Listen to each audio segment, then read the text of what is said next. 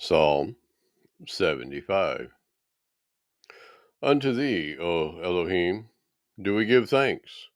Unto thee do we give thanks, for that thy name is near, thy wondrous works declare.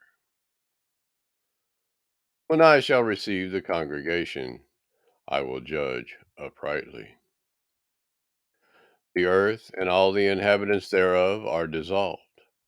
I bear up the pillars of it. Selah.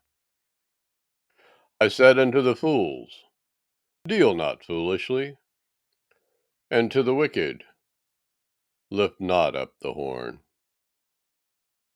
Lift not up your horn on high. Speak not with a stiff neck. For promotion cometh neither from the east, nor from the west, nor from the south. But Elohim is the judge. He putteth down one, and setteth up another.